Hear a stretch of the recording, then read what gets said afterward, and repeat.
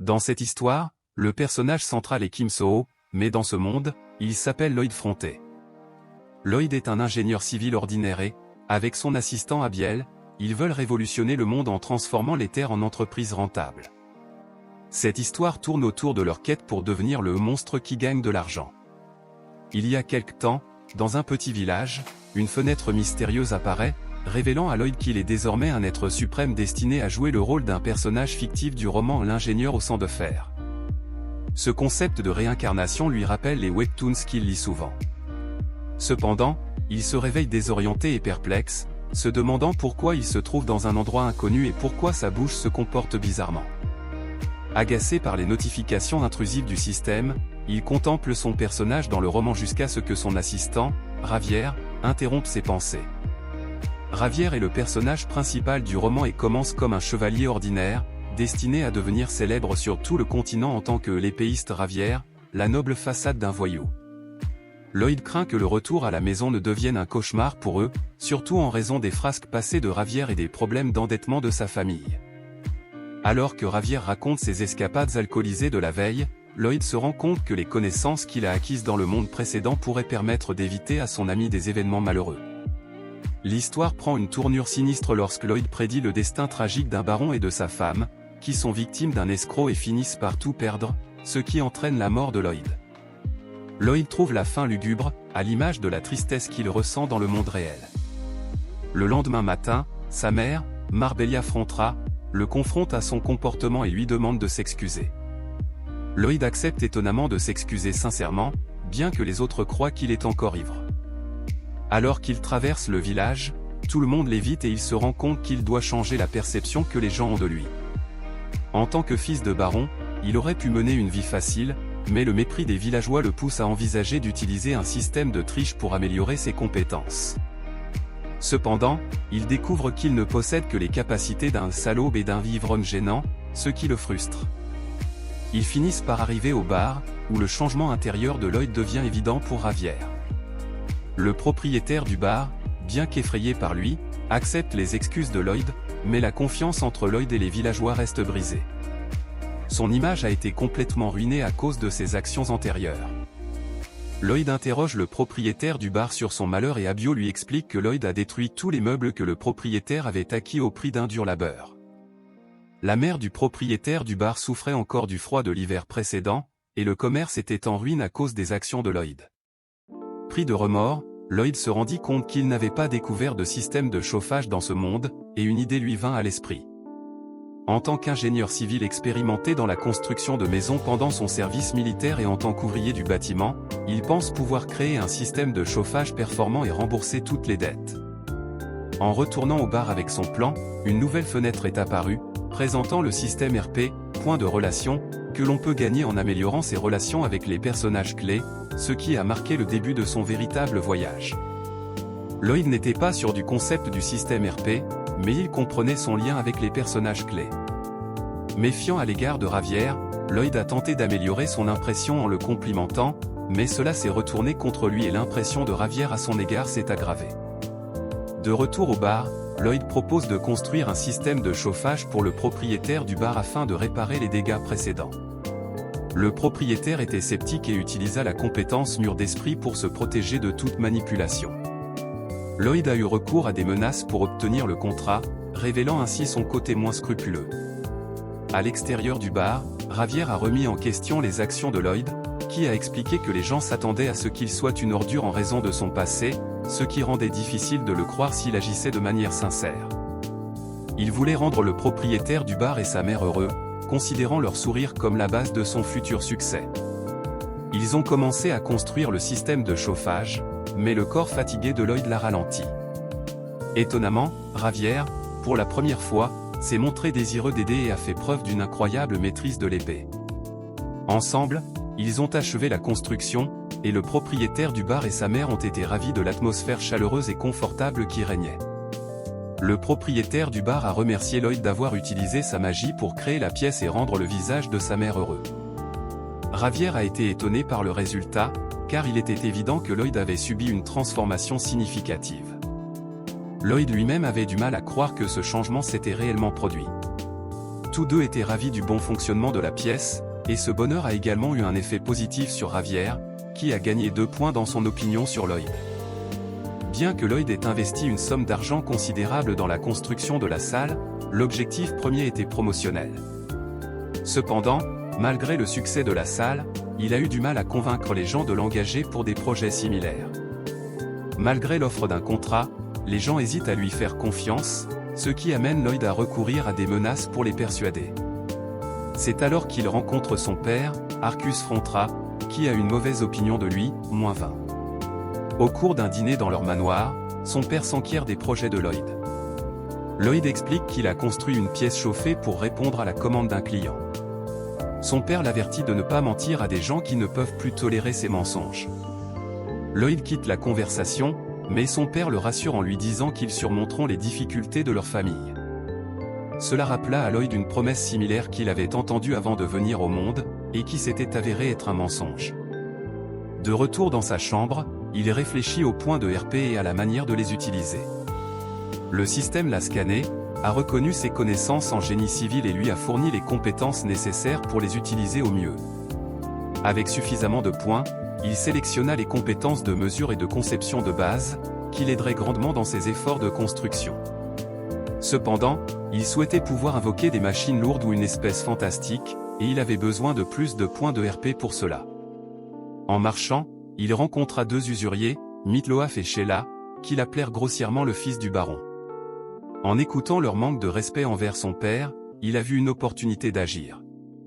Lorsque Mitloaf a menacé de vendre la femme et les compagnons de son père, Lloyd les a confrontés, citant une loi noble qui accorde aux nobles le droit de protéger leurs droits et leurs intérêts. Il les a mis au défi de vérifier la loi, ce qui les a fait reculer. Il a même demandé à Javier de couper les bras des intrus, les laissant choqués et effrayés. Pressés, ils se sont rapidement enfuis du bureau, laissant son père effrayé par leurs actions, ce qui n'a pas contribué à apaiser la situation. Lloyd a offert un sac d'argent, admettant que ce n'était pas assez, mais que cela suffirait pour un certain temps.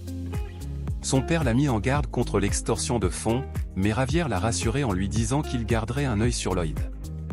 Faisant confiance au jugement de Javier, le baron décida d'observer ce qui allait se passer.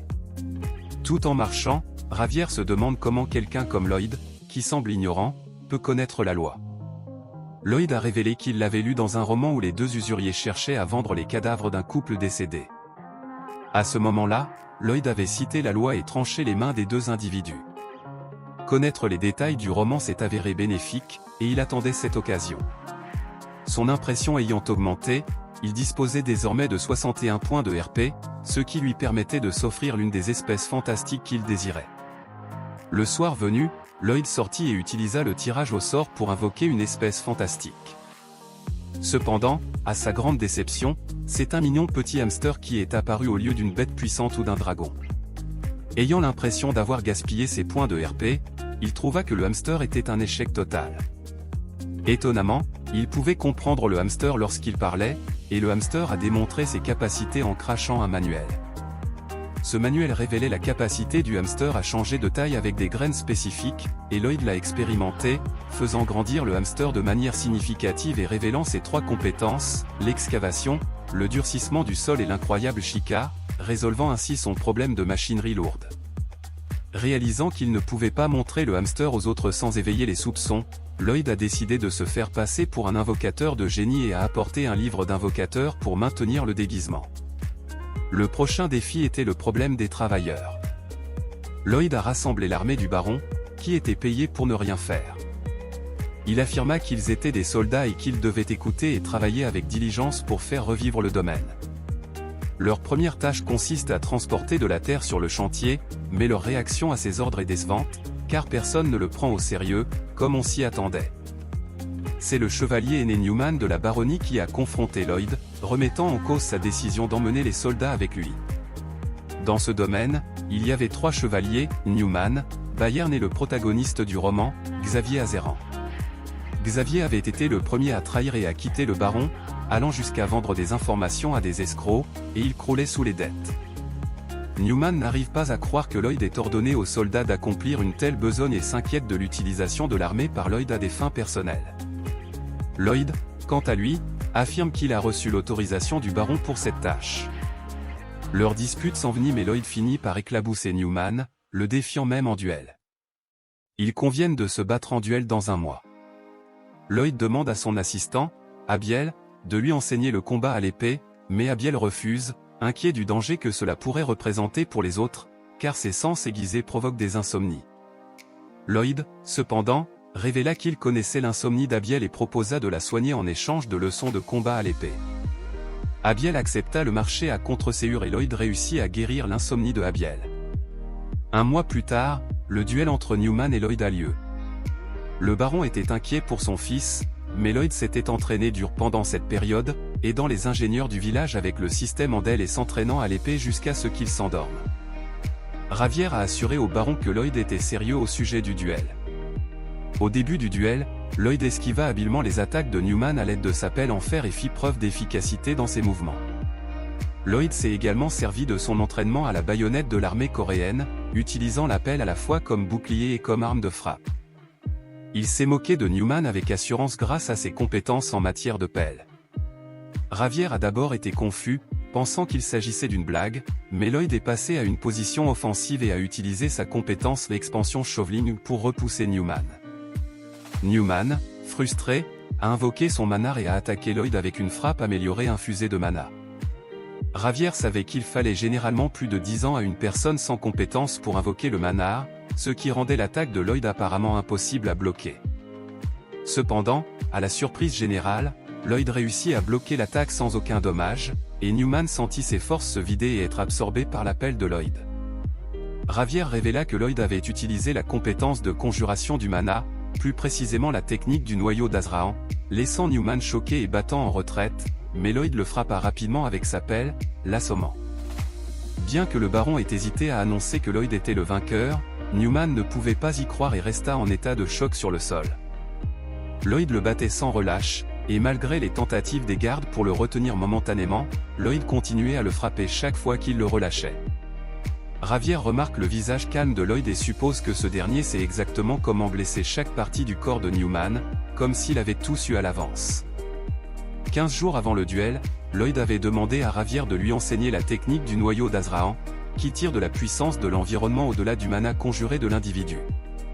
Ravière fut choqué par cette demande, car il n'avait pas réussi à maîtriser cette technique lui-même. Lloyd affirma avec assurance qu'il en avait parlé dans son sommeil, mais Ravière resta sceptique et refusa de lui enseigner. Cependant, Lloyd a proposé à Ravière de l'aider à terminer la technique inachevée en échange de son enseignement. Ravière est déconcerté par l'arrogance de Lloyd, mais ce dernier lui explique la technique. Ravière finit par essayer la technique d'Azrahan et l'exécuta comme Lloyd le lui avait demandé, ce qui augmenta sa cote d'approbation de Lloyd de 5 points. Ce jour-là, Leia acquiert la capacité d'absorber la matière par le toucher et l'utilise pour vaincre facilement Newman. Furieux, le baron tente d'intervenir, mais Lloyd le met au défi de regarder sous le tissu qui recouvre la table. À la surprise générale, il trouve une lettre qui révèle les agissements frauduleux de Newman dans une affaire immobilière. Lloyd sourit, car il l'avait déjà su dans le roman et avait demandé à Poton de trouver les lettres cachées. Conscient que la gentillesse du baron risque d'entraver une action décisive, Lloyd suggère un test inhabituel. Il propose de lâcher une souris sur la tête de Newman et, s'il est blessé, de l'exiler. Dans le cas contraire, il serait rétrogradé au rang de fantassin et aurait une chance de se repentir. Bien que choqué, tout le monde accepte, pensant que Newman, en tant que puissant chevalier, ne serait pas blessé par une simple souris. Le baron accepte le test et Newman exprime sa gratitude pour la clémence dont il a fait preuve. Cependant, Lloyd voit les véritables intentions de Newman et l'avertit que c'est la dernière fois qu'il sourit. Lloyd nourrit Poton d'une graine rouge et la créature devient énorme, tombant sur Newman, ce qui entraîne son exil. Par la suite, Poton est vu en train de tailler une route dans le domaine, reflétant la grande voie appienne des Romains, depuis le manoir du baron jusqu'à la base des montagnes de l'Est. Confus, Ravière interroge Lloyd sur ses vastes connaissances et sa capacité à invoquer des créatures semblant sortir de nulle part. Le système avertit Lloyd des soupçons de Ravière, ce qui l'effraie, sachant que Ravière, tel qu'il est décrit dans le roman, pourrait recourir à la violence s'il découvrait que quelqu'un d'autre habite le corps du fils du Seigneur. Cependant, Lloyd détourne habilement les soupçons de Ravière en utilisant ses compétences spéciales d'insistance obstinée et de changement rapide de sujet, dissipant ainsi tous les doutes. Cette fois, au lieu de demander à Sir Bayern de superviser les travaux pendant son absence, Ravière insiste pour l'accompagner et s'enquiert de leur destination. Lloyd expliqua qu'il se rendait quelque part pour récupérer l'argent qui leur avait été volé dans la petite ville frontalière de Ladynia. À l'agence immobilière, le commentaire sur le fait qu'il a perdu tout son argent au jeu inquiète Towar, le guide à ses côtés, qui menace de le quitter s'il ne peut pas payer son salaire. C'est alors que Lloyd entre avec fracas dans la pièce, et Towar est incapable de le reconnaître car il ne connaît que son nom, pas son visage. Lloyd se présente, effrayant Towar qui tente de s'échapper avec l'aide de son chevalier. Mais Ravière les attend sur la route. Ravière confronte le chevalier et lui ordonne de quitter Towar et de disparaître, l'avertissant que résister ferait de lui un co-conspirateur et un sujet de punition. Le chevalier tente d'utiliser la magie gravitationnelle contre Ravière, mais Lloyd sait que Ravière est plus fort et bloque l'attaque. Le chevalier intensifie sa magie, mais Ravière utilise son triple cercle Manard pour effacer la magie, forçant le mage effrayé à s'enfuir. Une fois Towar seul, Ravière a d'abord l'intention de le tuer, mais Lloyd intervient, voulant plutôt utiliser Towar pour un travail. Il l'attache à une chaise et commence à l'interroger. Lloyd assure à Towar qu'ils ne veulent pas le décapiter, mais seulement l'utiliser pour certaines tâches. Lloyd demande ensuite les biens restants du baron, et Towar accepte de les remettre s'il est pardonné. Cependant, Lloyd lui présente un contrat inconnu. Towar pose des questions sur le contrat et Lloyd révèle qu'il s'agit d'un contrat de travail normal avec un salaire. Cependant, il doit rembourser 80% du salaire au baron pour régler ses dettes frauduleuses, ce qui prendra 520 ans. Cela effraie encore plus Towar, car Lloyd a l'intention de le faire travailler et gagner de l'argent pour le reste de sa vie. Towar hésite à signer le contrat, mais Lloyd le menace de conséquences juridiques s'il refuse, ce qui ne lui laisse pas d'autre choix que de signer le contrat à contre-séure. C'est tout pour aujourd'hui, passez une bonne journée et rendez-vous à la prochaine.